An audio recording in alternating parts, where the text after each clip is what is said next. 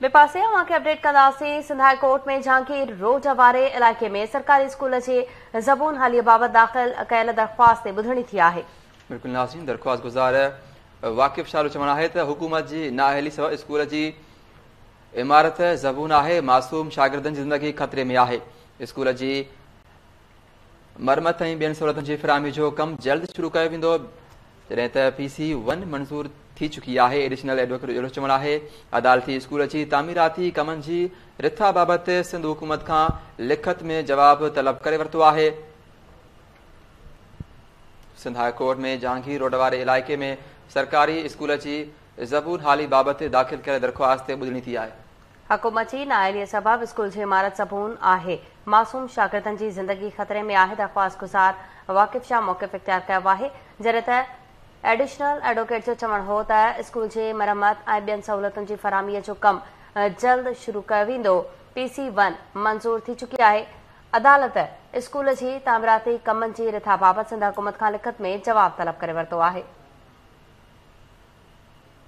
अदालत स्कूल जे तामीराती कमनि जे रिथा बाबति सिंध हुकूमत खां लिखत में जवाब तलब करे वरितो आहे।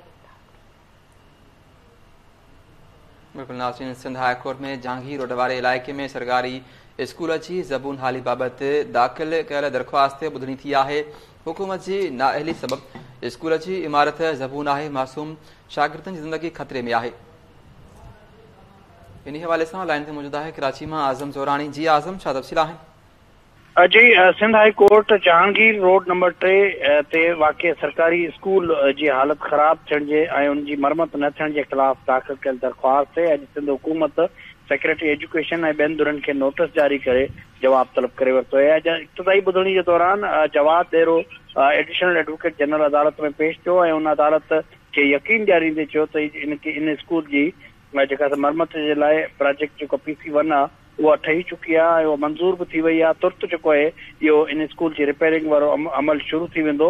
अदालत जेको एडिशनल एडवोकेट जनरल खे हिदायत कई त उहो जेको आहे इन स्कूल जी नए सिर जेका मरमत ऐं जेके ॿियूं सहूलियतूं उन्हनि जी फ़राहमी खे यकीनी बणाए उनजी रिपोर्ट जेका ईंदड़ ॿुधणी खे अदालत में पेश करे। जी।